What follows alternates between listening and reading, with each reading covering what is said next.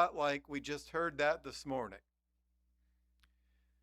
David really does spend a lot of time talking about this is how God dealt with my sin. This is the negative side of sin. And you don't hear that as much anymore. I I talk about my old westerns and the old times quite a bit, and I realize that. But I want you to really consider the times of like the 1800s, the Western days, when when the husband or a father went to the church and got religion, is what they'd call it. What would things would change right away? They would often depict them as coming home and getting rid of the still and the liquor bottles, and there were things about his life that were changing. And we really see here David. We've taught through verse 9 last week, but we're going to continue to see the negative result of sin in somebody's life. Verse number 10,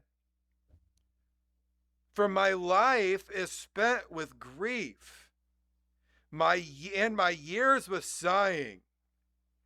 My strength faileth because of mine iniquity, and my bones are consumed.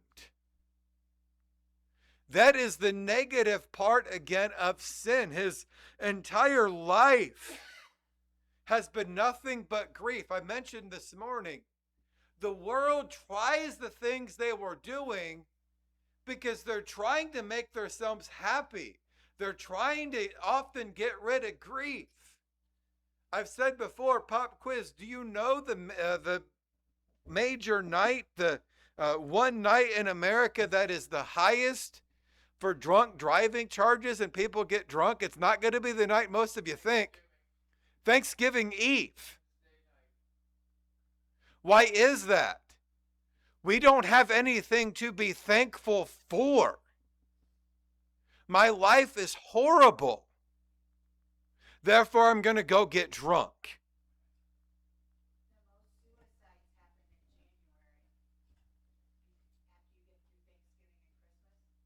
If that didn't work, I'm done. My life has been spent with grief, David's saying. And it's affecting his health. My strength faileth. We've read it. What do we talk about? 1 Corinthians 11 for the Lord's Supper. If you eat it unworthily, God's going to judge you. Here we find it again. The judgment of God, his strength is gone. He's having bone issues. It's down to his bones. My bones are consumed. And with young ears in the room, a lot of times as well, if you go and Google the effects of promiscuous lifestyles, how much of that affects your muscles when you get the diseases? How much of that affects your bones when you get the diseases? Sin has a physical effect. So when you as the man of God and woman of God is trying to help your friends, you're not trying to judge them. You're trying to help their health. You're trying to help their life. There is no positive effect from drink or smoking marijuana every day for the rest of your life.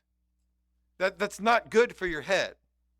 We joked about it in school. He's burnt, is what we used to call it. His brain's gone. I was reproached among all my enemies, verse 11, but especially my neighbors, and a fear to mine acquaintance. They did not see me without fled from me. I had no friends. I had nobody. His enemies reproached him. This was the man of God. This was the sweet psalmist of Israel. This was the man after God's own heart. I've said before, there's people in this community that would want nothing better than to see me get drunk at the bar and get divorced and ruin my family. And then what they would do after that is laugh at me. That's how it's going to go. That's what they did with the prodigal son. They took all of his money, they had a good party with him, and they left him to feed pigs. Especially among my neighbors, those that knew me, they were a reproach and a fear to mine acquaintance. Don't go to Joe's, he's drunk. Right? Don't go over there, he's mad again. David apparently had a personality. When he was in sin, you don't want to be around him. He's losing influence. Why don't you have friends? Because you're a jerk. A man that has friends has to be friendly.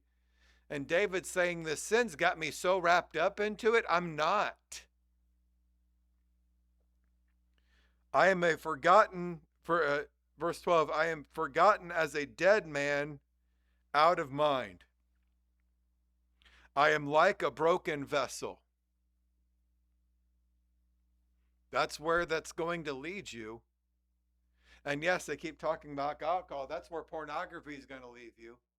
That's where adultery is going to leave you. That's where bank robbery is going to leave you. Your friends don't care about you when you're in prison. They're not going to come visit you. They're not going to put money on your account. They're just going to forget about you until you go out and party with them again. Then they're going to use you and then wait for you to go back to prison. I am forgotten as a dead man. I am forgotten as a broken vessel. When you dropped that coffee cup last week and you threw it away, you do remember the trash bag, right? You do visit it at the dump. That was my favorite coffee cup. I must go visit the broken coffee cup. You don't do that? No. Your life got broken and you think people are going to care about you? Nope. Nope. Verse 13.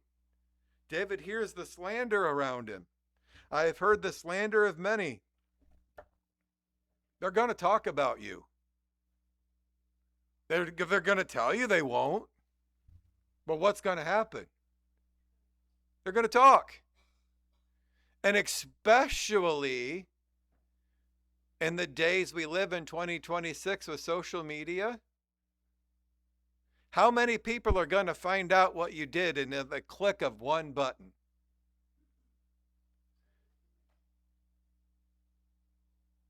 Fear was on every side. While they took counsel together against me, they devised to take away my life. And those are your friends.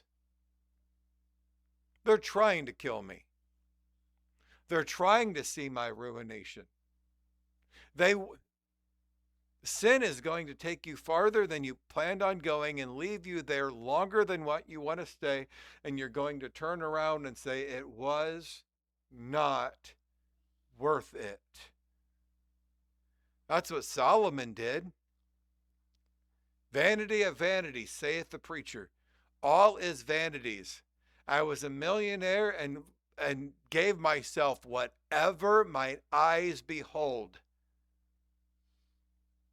Fear God, keep his commandments. This is the whole duty of man. Verse 14, but I trusted in thee, O Lord. I said, thou art my God. David's decision to trust God. David makes a personal decision here. This is repentance. This is almost the words, if you want to correlate this with the prodigal son. I'm done with this. I'm going back to God. And let me tell you, until you're dead, it's not too late to do that. Right? Until you're dead, until they're dead, keep praying for your loved one. Keep praying for that lost out in the world, that they turn back to God.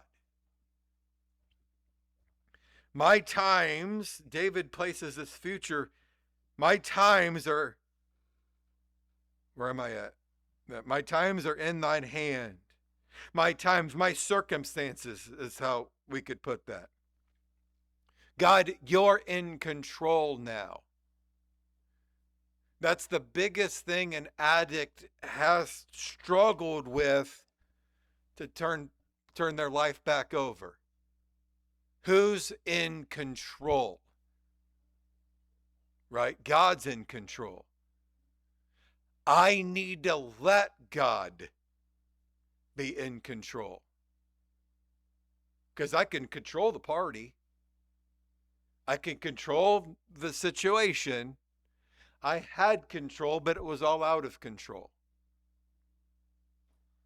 Right? But God, my times are in your hands. You're in control.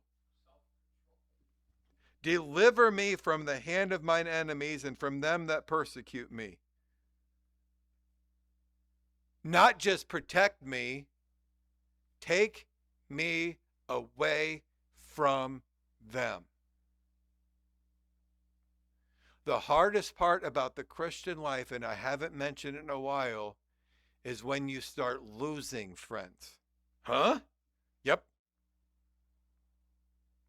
When God starts purging, like he promises to purge, so you can grow more fruit. That was my friend from high school. Yeah, he was also your drinking buddy. Guess what God about to do? Right? That was my friends from high school. And I've said it before. Most of my stories of getting in trouble in high school started out with, well, Van and I one night. Right? I ain't talked to Van in 10 years. Why? Things got different. Deliver me from the hand of mine enemies. Verse 16. Make thy face to shine upon thy servant. Numbers 6:24, the Lord make his face to shine upon thee. He's essentially asking, Lord, look upon me with favor. Do not hide thy face from me. Dad, I'm sorry. Please don't be mad at me. How many conversations have we had those in life, right? Mom, I'm sorry. Please don't be mad at me. I want to have a relationship with you. Bring me back into fellowship. Make your face to shine upon me. Save me for thy mercy's sake. This is perhaps the most important phrase. Notice he doesn't say, save me because I deserve it. He doesn't. Save me because I'm a good person. He's not. Save me because I'll never do it again. You can't promise that. For your mercy's sake, God, because you're a good God and you're merciful, please forgive me. Please save me. Please change my life. Let me not be ashamed, O Lord, for I have called upon thee. Let the wicked be ashamed, and let them be silent in the grave. David's asking God to vindicate him. His enemies are accusing and attacking him. Biblical shame carries the idea of being disappointed, disgraced, or shown to have trusted something in vain. God, I want you to work mightily in my life. I love it when I start talking to people out in the community and say, yeah, Bill goes to my church. He does what? Yeah, he goes to my church, man, and we've baptized him, and he may be in a couple years a Sunday school teacher. It's looking pretty. Bill. Yeah, you mean six-toed Bill or whatever you want to, an identifying marker, right? Yeah. The Bill that used to, we're talking about the same Bill, dude. God, I want you to work mightily in my life so others will see what you're doing. Verse 18, or sorry, verse 17. Let me not be ashamed. I've called upon thee. I've asked you, let the wicked be ashamed, and let them be silent in the grave. Let their plans not work. Let them be ashamed. Let them report that it's not worth it. And God, if you're going to kill them, that's up to you.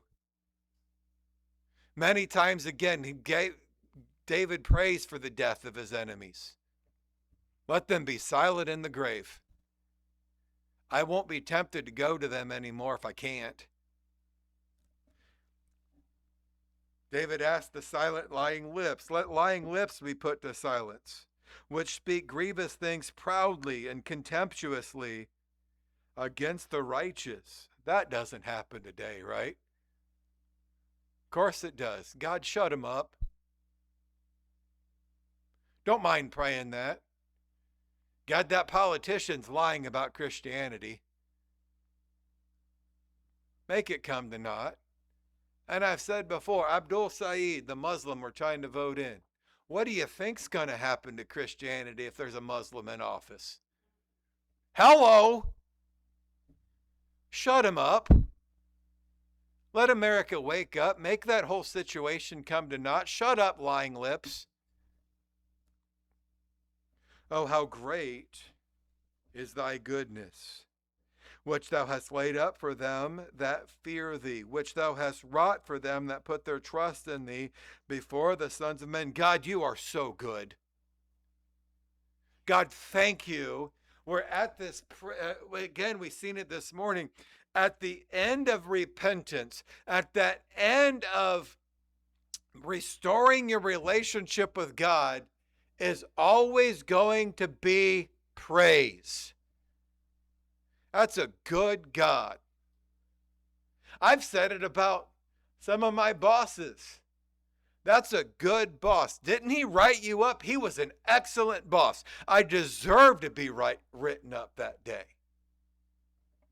And then he brought me back into fellowship. Then we worked it well together.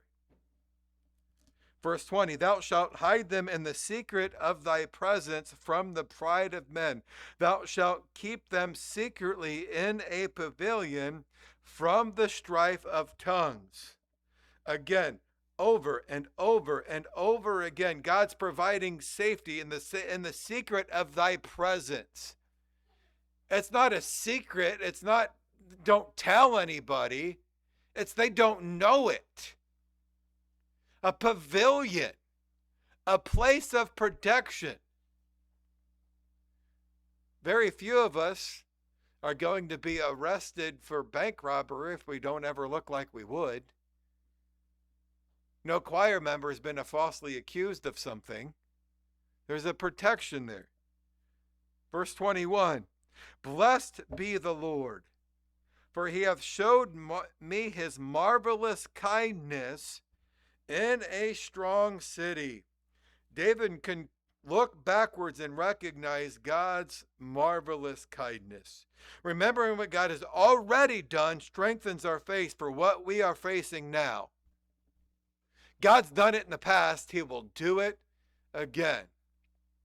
Brother Tracy, and our meeting tomorrow with that president, no reason to be nervous. He's either going to, here's my whole presentation to him. If I have to present to him why they should loan us the money, I'm just going to tell him, look, I know God's going to provide the money for Wolverine Baptist Church. I just want to know if you want to be part of it. Right? There's nothing to worry about. There's nothing to be nervous about. When I tell people, it's funny, and I should pull up the records. The one thing they want to know is, how much debt is the church currently in? 0. When's the church ever been in debt? 0. We had the zero turn on the credit card for what, a month? Why? Because we had 12% off if we put it on a credit card. So I said, we're going to put it on a credit card, then we're going to pay off the credit card, and then the next week I'm going to cancel the credit card. If they're going to give me 12% off to put it on your stupid piece of plastic, I'll do it, then I'll go pay it off. God's always provided. God's always taken care of. God will always be faithful. David's telling himself that, and church, you would do well to maybe start a notebook, a diary, a record starting today of everything God's answered for your prayers, and keep it active, because in 6 months, when Satan starts telling you God's never done anything for you, bring him to the book. Right? He's done this, he's done this, he's done this. God's a good God. I'm not forsaking God. For I said in my haste, I am cut off from before thine eyes. Nevertheless, thou hearest the voice of my supplications when I cried unto thee. I was quick to say, God's not going to forgive me. We've done that. We've done that for God. We've done that with our parents. I've crossed the line now. God's not going to forgive me. If you know cars, another car story. My parents had a 1978 Corvette Stingray that I was allowed to drive right at 16 years old. Problem is, gas was expensive back then at $1.29 a gallon. I wish gas was expensive today. And I didn't think I could afford the $1.29 for premium gas. So I ran my parents' Corvette tank dry. And that kind of motor, if you know engines require, will not run well, will ruin gaskets. Right? I filled that thing up with the cheapest gas I could find and filled it all the way up. I found out what I did. I'm like, my parents are going to kill me. Guess what? Pap-up didn't. I said in my haste, this is true about God. I didn't. It's not true. But how many times have we said in our haste lies about God and your relationship with him? Oh, love the Lord, all ye saints, for the Lord preserveth the faithful, and plentifully rewardeth the proud doer. He loves the faithful. He loves it when you're faithful. And if you're proud, he's going to give you a reward too. And guess what? There's rewards for things that you don't want. You know what the reward for doing 125 mile an hour down I-75 would be? Jail. That's your reward. A ticket. No driver's license. Traffic court. That's your reward. The word reward doesn't always have a positive connotation to it. He's going to reward the proud. Yep. David said, I don't want to be on that side of things. Be of good courage, and he shall strengthen your heart. All ye that hope in the Lord. I see this, it's often called an if-then statement in things. When we obey God and be of good courage. When, as we heard this morning, we decide to be blessed of God. When we obey God even though we don't want to, what's going to happen? He will strengthen your heart. He's going to give you the want to. You don't always want to. Last night, I slept very bad. I remember 1:30, 2:30, 3:30, 4. I think you get the. Did not sleep well. 6:20 when the alarm clock went off. Guess who did not want to be the pastor of the church today? Guess who wanted to have a guest preacher today? Guess who's not going to be able to take a nap today because God energized my heart and I got to serve him today. Right? All ye that hope in the Lord. And again, put your confidence. That hope is an active trust. Again, with the Elizabethan English, the word hope is not how we use it today. I hope to find somebody's duffel bag full of $100 bills in front of my house accidentally tomorrow. I'll turn it in. That's the right thing to do. But I hope to find a pocket of gold in the church backyard. That's not the connotation here. Our hope in the Lord is that assured confidence that it's going to happen. Synonymous with trust and faith. Let's all stand. Once again, the word of God's been presented. Heads are bowed, eyes are closed. Let's do business with the Lord.